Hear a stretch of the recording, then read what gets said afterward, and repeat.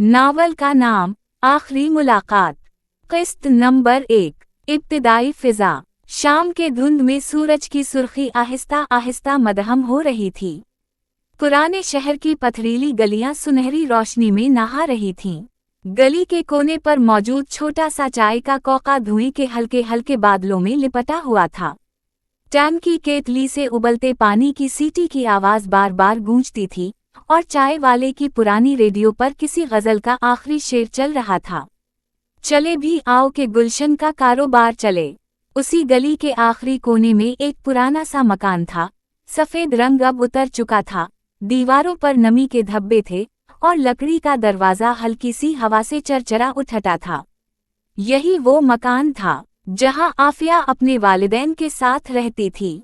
आफिया की उम्र 22 साल थी, लेकिन आंखों में एक अजब संजीदगी और चेहरे पर उदासी की परछाएं हमेशा रहती थी, जैसे कोई ऐसा बोझ हो जिसे वो बयान ना कर सकती हो। माजी की झलक।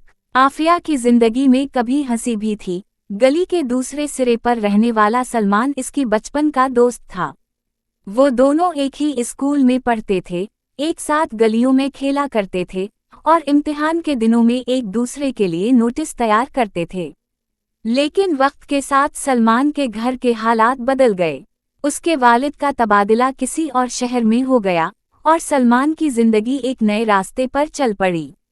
फिर कई बरस बाद सलमान वापस उसी मोहल्ले में आया, लेकिन अब वो बचपन वाला शोख और नादान लड़का नहीं रहा था। वो अब एक पुरकशिश, संजीदा मिजाज नौजवान था, जिसके लिबास, लहजे और निगाहों में एक अजीब कशिश थी। मगर साथ ही इसकी आंखों में कोई छुपा हुआ दिख भी महसूस होता था। मौजूदा लम्हा। आज की शाम कुछ अलग थी। आफिया को दिल ही दिल में मालूम था कि सलमान ने उसे खत लिखकर बुलाया है। खत में सिर्फ चंद जुमले थे। आफिया, मैं कल सुबह शहर छोड़ रहा हूँ। कुछ बातें हैं जो तुम्हें बतानी हैं, जिन्हें मैं बरसों से दिल में दबाए बैठा हूँ। अगर तुम चाहो तो आज शाम पुरानी छत पर आ जाओ। शायद ये हमारी आखिरी मुलाकात हो। खत के नीचे सिर्फ एक तारीख और वक्त दर्ज था और सलमान के नाम के साथ एक छोटा सा फूल बनाया हुआ था, बिल्कुल वैसा ही जैसा वो बचपन में अपने खतों के आखिर में बनाया करता था। आफिया की कैफियत। खत पढ़ने के बाद आफिया का दिल जैसे धड़कना भूल गया हो। वो कई लम्हे कुर्सी पर बैठी रही और फिर आहिस्ता से खिड़की के पास जाकर गली को देखने लगी। बाहर शाम का अंधेरा बढ़ रहा था, लोग अपने घरों को जा रहे थे और ठेलों वाले अपनी लाइटें बुझा रहे थे। इसे याद आया, जब आखिरी बार वो सलमान से मिली थी तो दोनों के दरमियान एक अनकही खफगी थी। शायद कोई गलत फहमी थी, शायद आना का खेल, लेकिन इसके बाद कभी बात ना हो सकी।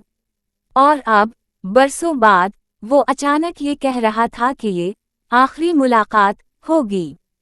पुरानी छत पर मुलाकात। रात का पहला तारा आसमान पर चमकने लगा था जब आफिया ने अपनी शाल संभाली और आहिस्ता आहिस्ता पुरानी सीढ़ियां चढ़ने लगी।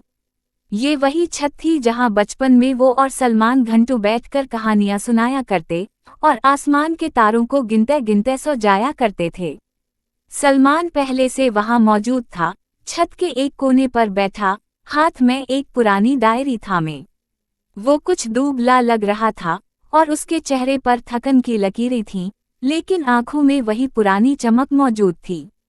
तुम आ गईं, सलमान ने धीरे से कहा, जैसे यकीन ना हो कि आफिया वाकई आई है। आफिया ने बस हल्का सा सर हिलाया और सामने रखी चारपाई पर बैठ गई। हवा में ठंडक थी, कहीं दूर से मस्जिद की अजान की आवाज आ रही थी और गली के कोने पर कुत्तों के भौंकने की हल्की हल्की गूंज। वो बातें जो कभी ना हो सकें। सलमान ने आहिस्ता से डायरी खोली। ये डायरी पिछले 7 साल की है, आफिया। हर सफ़े पर तुम्हारा जिक्र है, तुम्हारी हंसी, तुम्हारी खामोशी, सब कुछ। आफिया ने चौंक कर उसकी तरफ देखा। सलमान, क्यों? सलमान ने गहरी सांस ली। क्योंकि तुम मेरी जिंदगी का वो हिस्सा हो जो कभी बदल नहीं सका। चाहे मैं कहीं भी गया, तुम्हारा चेहरा हमेशा मेरे साथ रहा।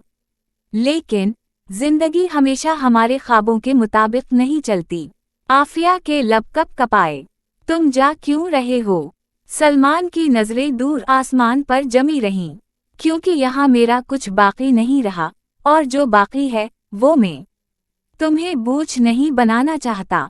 पहला किस्त इख्तिताम हो गया, लेकिन कहानी अभी जारी है। दूसरा एपिसोड के लिए चैनल को सब्सक्राइब करें, वीडियो को लाइक करें, बेल आइकन को दबाइए ताकि दूसरा एपिसोड सबसे पहले आपको पहुंच जाए।